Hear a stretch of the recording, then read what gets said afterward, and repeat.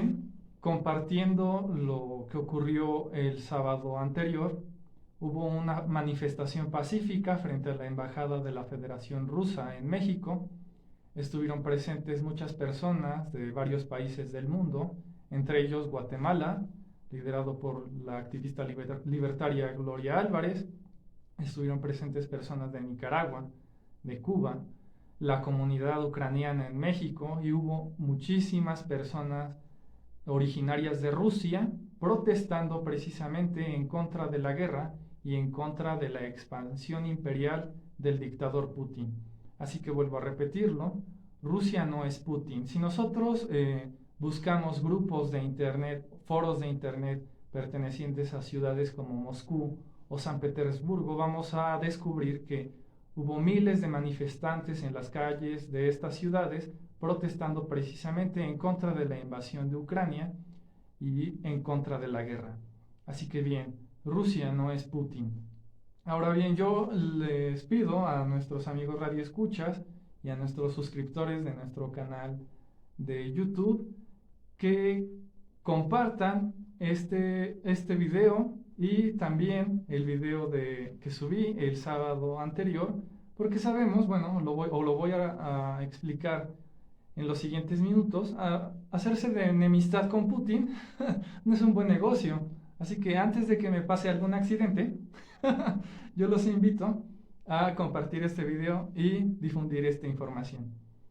Y pues bien, históricamente el conflicto entre Ucrania y Rusia no es nuevo, no es algo de la actualidad, no es de estos días, ya tiene muchísimo tiempo.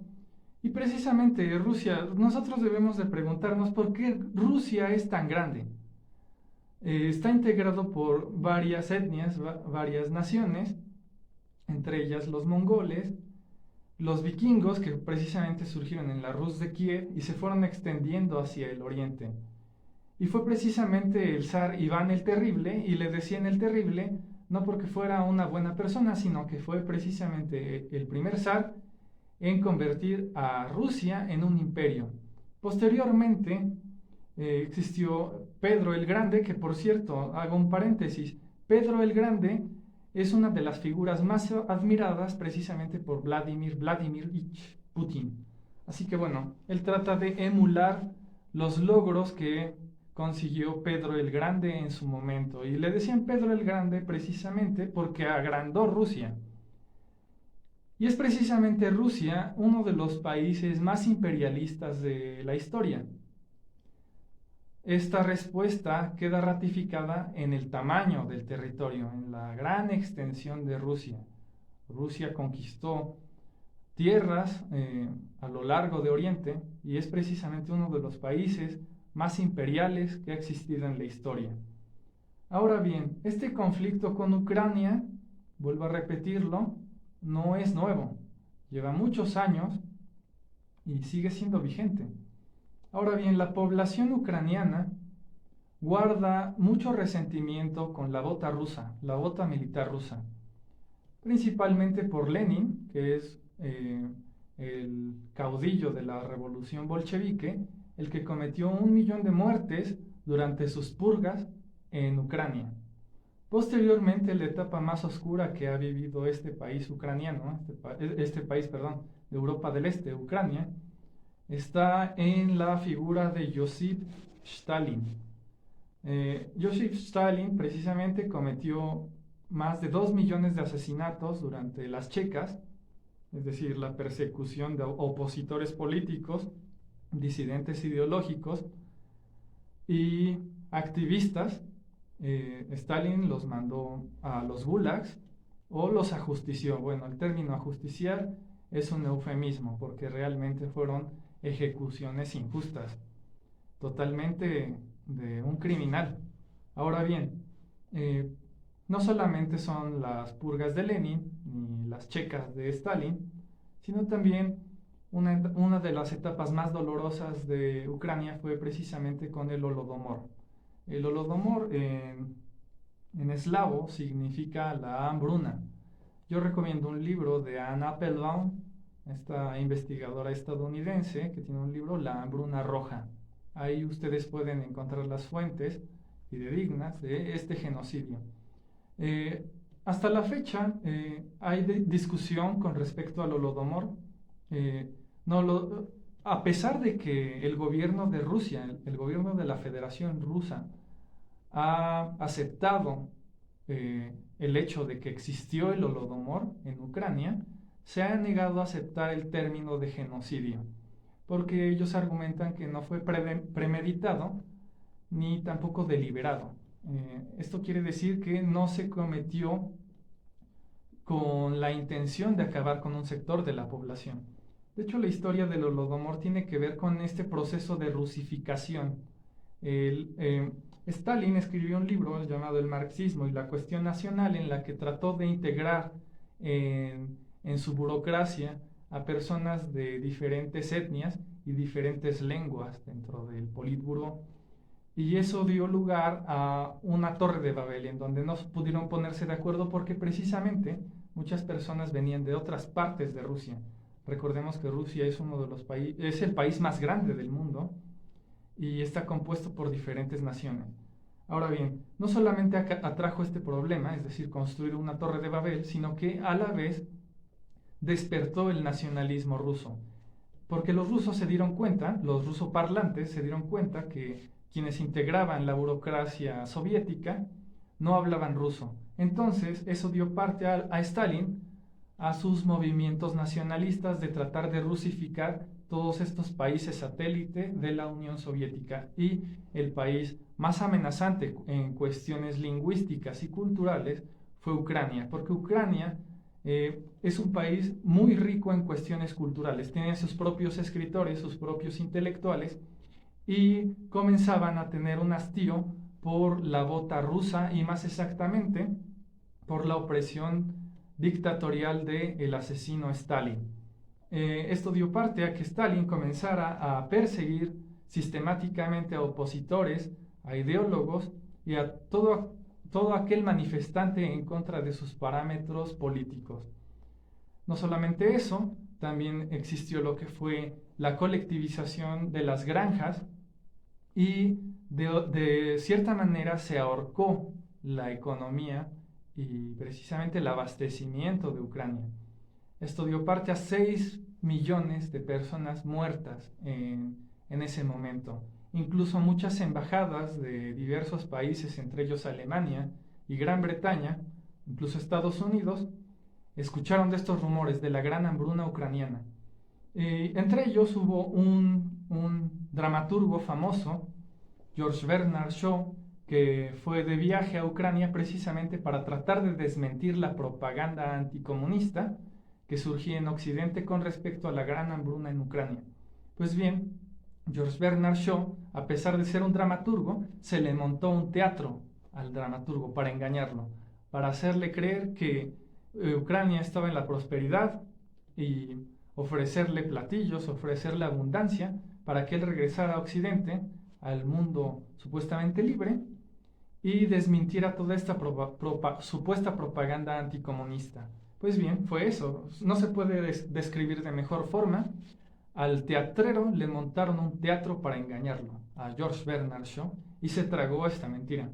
Pues bien, no solamente es el Holodomor, ni las purgas, ni las checas. También es Chernobyl.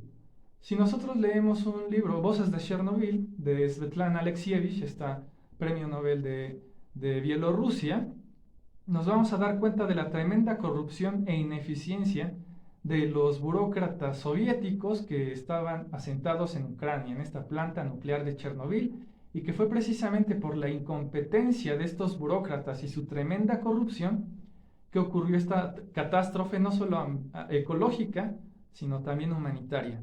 Así que bueno, si nosotros hacemos un recuento de todas las atrocidades que ha cometido la bota rusa en suelo ucraniano, vamos a entender por qué es esta aversión de los ucranianos hacia los rusos.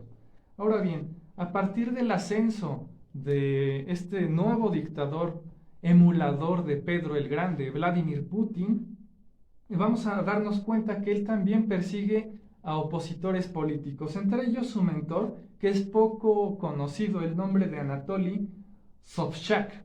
mentor de Putin, que precisamente murió curiosamente en el exilio. También vamos a recordar a los críticos, a los grandes críticos de las dictaduras. Por ejemplo, yo puedo mencionar a Julian Assange como un perseguido político de Occidente, y es uno de los más grandes héroes del siglo XXI. Sin embargo, está también el nombre de Anna Politkovskaya. Anna Politkovskaya escribió un libro que se llama Solo la Verdad, y escribió también un libro que se llama La Rusia de Putin, en donde refiere e informa la corrupción tremenda que existe en la actual Rusia, en la actual Federación Rusa de Putin.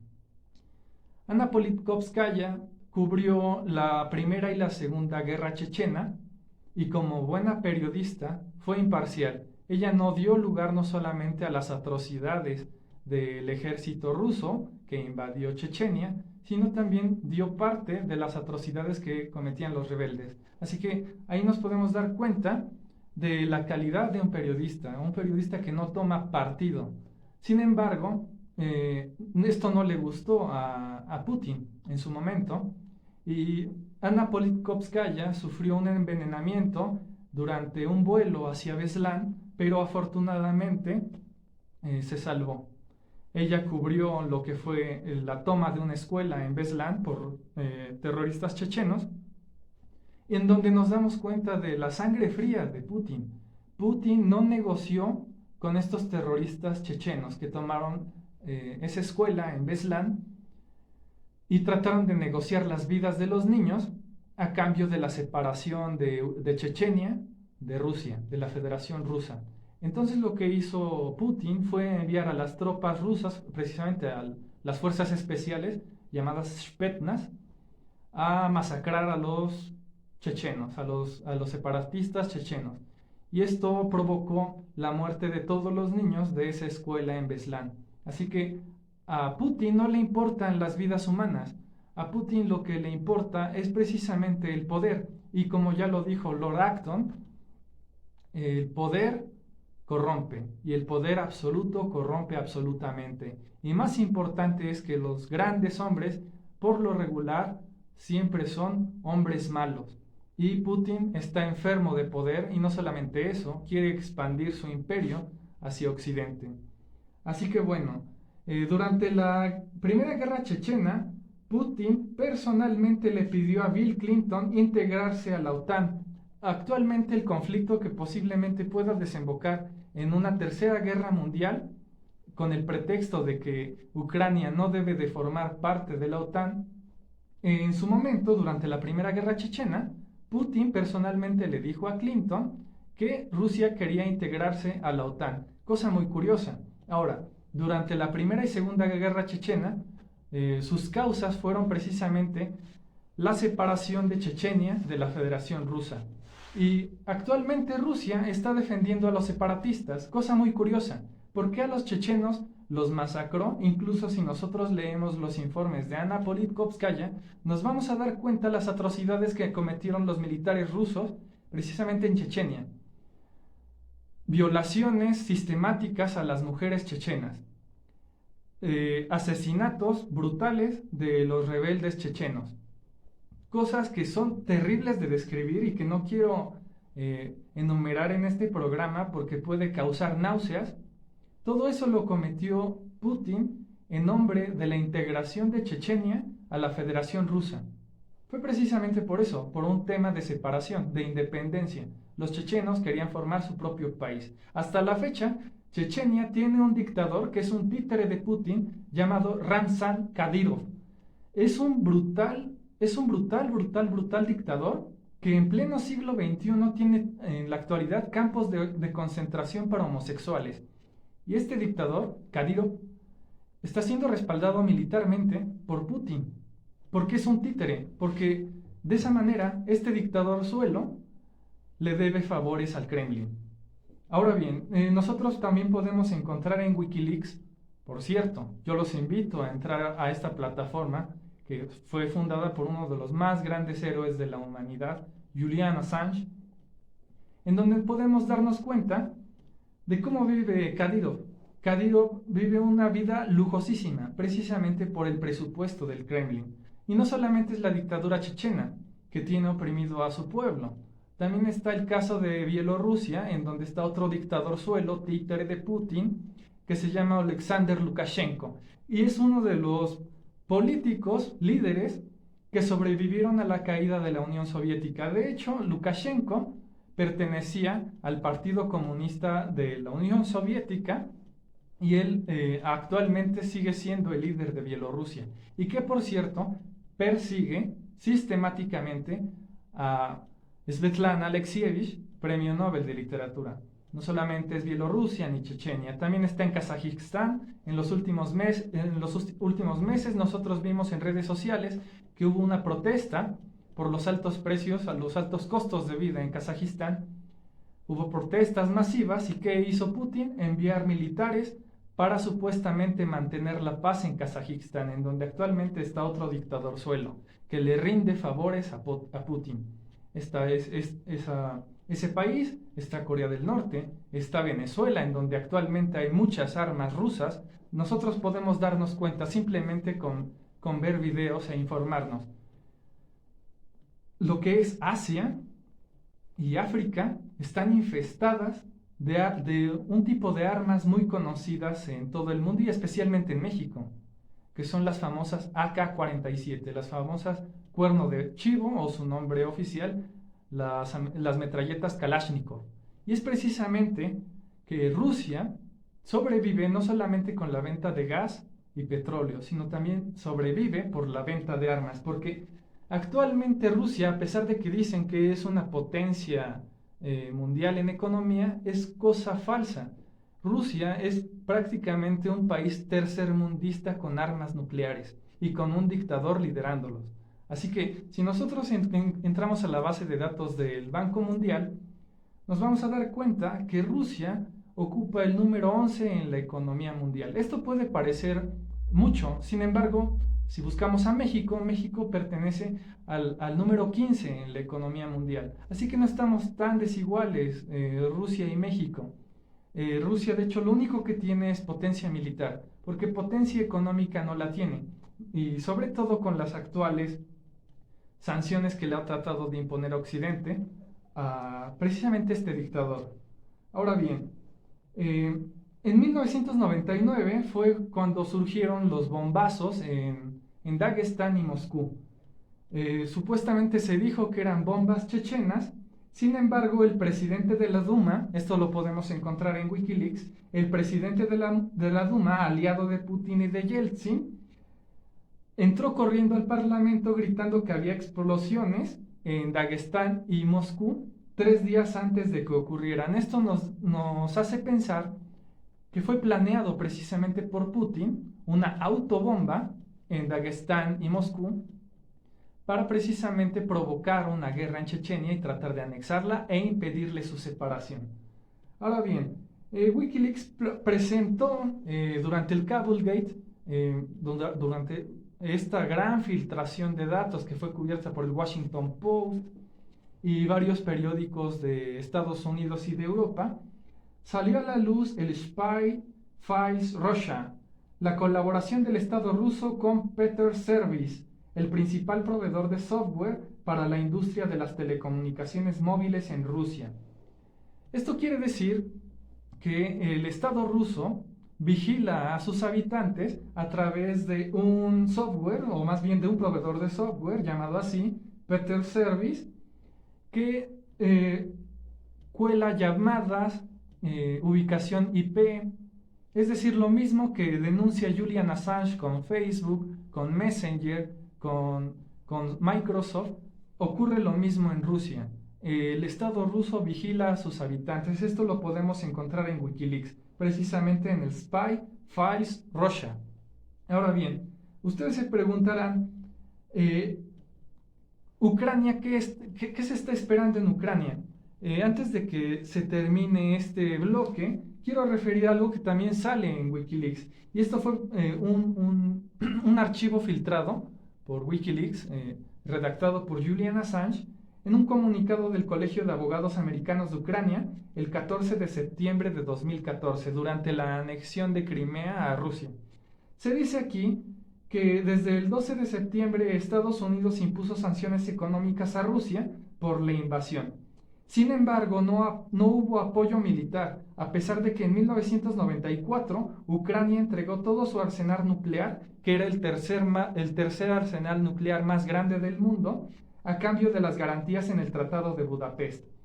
Cuando Ucrania, más exactamente, cuando se desintegró la URSS en 1991, Ucrania quiso ser un país autónomo. Sin embargo, una de las condiciones que se le impuso a Ucrania para ser un país autónomo fue precisamente de poner las armas nucleares que tenía, que vuelvo a repetirlo, Ucrania contaba con un gran arsenal nuclear que fue catalogado como el tercer arsenal nuclear más grande del mundo. A cambio de su depuesta de armas nucleares, Ucrania se convirtió en un país autónomo e independiente y una de sus garantías era la protección de Ucrania en caso de una invasión. Ahora bien, no hubo apoyo militar y ese tratado, el Tratado de Budapest, promete la soberanía económica y política de Ucrania y la integridad de sus fronteras. La invasión rusa en 2014 fue una afrenta al Estado de Derecho internacional y una violación a los acuerdos de países civilizados para respetar la soberanía y la integridad territorial. Además nos dice este cable filtrado por Wikileaks que estos acuerdos, como la Carta de las Naciones Unidas y los acuerdos de Helsinki, mantuvieron la paz y la estabilidad económica durante más de 70 años. El acuerdo al alto al fuego en Minsk, en la ciudad de Minsk, no lo respetó Rusia. Wikileaks revela que Rusia envió tropas a Donetsk y Luhansk en 2014, supuestamente con convoyes adicionales de camiones humanitarios que descargaban armas. Ahora bien, lo que nos hace reflexionar este cable filtrado por Wikileaks, que vuelvo a repetirlo, mi único medio de información veraz y que confío absolutamente solamente en Wikileaks. Wikileaks es la única fuente de información más confiable en el mundo. Yo confío en esta fuente y lo que nos hace pensar este cable filtrado, no solamente del Spy Files Russia, sino también de lo que acuerda el Tratado de Budapest, es que en caso de que Ucrania no hubiese depuesto sus armas nucleares, no hubiese existido este afán expansionista e imperialista de Putin hacia Ucrania y Occidente. Ahora bien, muchos argumentos básicamente argumentos desinformados, nos dicen que el conflicto surge precisamente porque Ucrania trató de anexarse con la OTAN, de colaborar con la OTAN más exactamente, porque no existe ningún acuerdo de anexión. Solamente fue el conflicto de que Ucrania quiere unirse a la OTAN y eso representa un peligro para Putin, supuestamente. Pero ¿qué pasa con estos países que ya llevan mucho tiempo en la OTAN, como por ejemplo Estonia, Lituania, llevan bastante tiempo siendo miembros de la OTAN y en más de 20 años no ha existido un conflicto bélico de estos países que son fronterizos con Rusia? ¿Por qué debería de existir un conflicto con Ucrania? Que dicho sea de paso, Ucrania es el segundo país más pobre de Europa.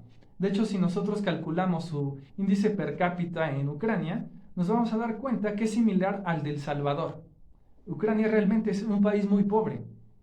No tiene un gran ejército y tampoco tiene armas nucleares. ¿Qué peligro representa un país de estas condiciones para una gran potencia militar como lo es Rusia? Ahora bien, antes de terminar con el corte, voy a dar algunos puntos que quiero cerrar con respecto a la figura de Putin, porque me he dado cuenta que Rusia, además de tener desestabilidad económica y tener a un dictador, también tienen un ejército de trolls. Esto quiere decir que Putin realmente como persona es un pusilánime. Es un tipo de unos 60 metros. 1 metro con 60 centímetros, es un enano. Sin embargo, este ejército de trolls con el que cuenta trata de hacer mucha propaganda a través de internet, a través de memes, a través de la simpatía que tienen por las personas por un dictador. Y más adelante lo voy a explicar, así que no se vayan. Radio Eleuteria, muchas gracias. Muchas gracias por continuar en Radio Eleuteria. Y pues bien, hablando precisamente de la figura de Putin, Putin está respaldado por un ejército de trolls, de personas que crean contenido a su favor, catalogándolo como un hombre firme, un hombre fuerte. Incluso llegamos a ver publicaciones chistosas de Putin besando perritos o jugando hockey o entregándole flores a Angela Merkel. Sin embargo, Putin es un dictador que ha permanecido en el poder en Rusia durante más de 20 años y ha acumulado una gran fortuna que se calcula en más de 630 billones de dólares. Así que todas estas sanciones económicas por parte de Occidente realmente no le preocupan. Putin se ha encargado de despojar de su fortuna a varios magnates rusos que no se ajustan a sus parámetros dictatoriales. No solamente eso, a través de un ejército corrupto que tiene. Incluso Wikileaks nos informa en un cable que Rusia es uno de los países mafiosos del mundo, en donde operan libremente mafias, políticos corruptos y abusos del ejército. De esa manera Putin se ha hecho de una gran fortuna y un gran poder en Rusia. Así que sería imposible, incluso impensable, que salga del poder. Y se ha creado esta imagen de un hombre firme, un hombre bueno, un hombre respetuoso. Sin embargo, además de ser un dictador, ladrón, colaboracionista e imperialista, es un hombre que es absolutamente misógino. Nosotros podemos ver incluso videos en donde envía a milicias cosacas a golpear a mujeres que se manifiestan en las calles. También podemos ver que Putin ha decretado leyes en contra de homosexuales que se muestren afecto en las calles. Y mucho menos está permitido en Rusia manifestaciones de la colectividad LGBT. Así que por una parte Putin es admirado por la derecha, aunque el término derecha como reacción ya no es aplicable. Pero coloquémoslo en el ámbito tradicionalista, conservador. Putin se ha granjeado el afecto de los conservadores por su rechazo hacia el feminismo y hacia la comunidad LGBT. Por otro lado, por el lado de las izquierdas, se ha ganado su afecto por su anti-occidentalismo.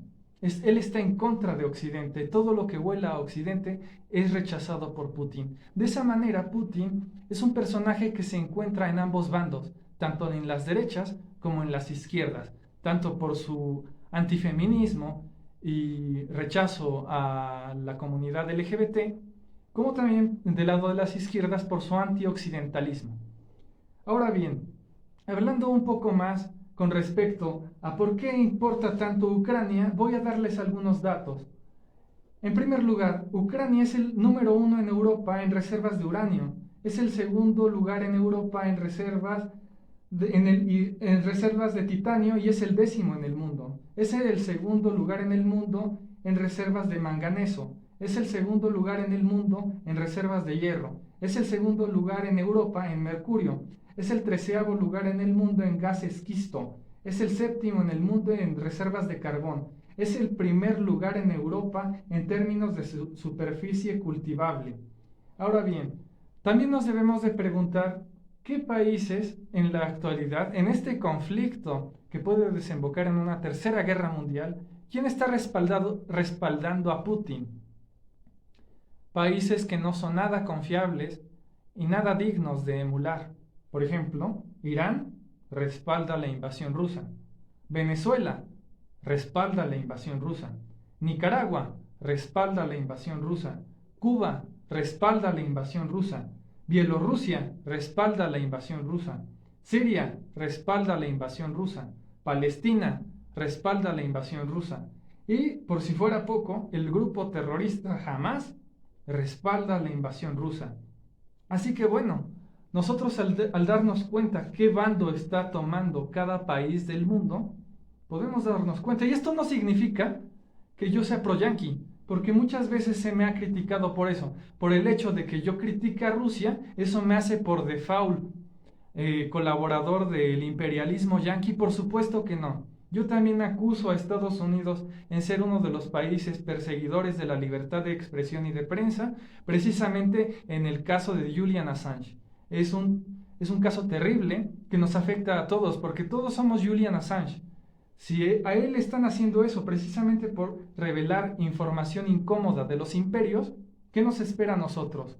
Así que bueno, yo los invito a compartir estos videos porque sabemos que no es buena idea hacerse de enemistad con Putin. Así que si antes de que me pase algún accidente, yo los invito a compartir esta información.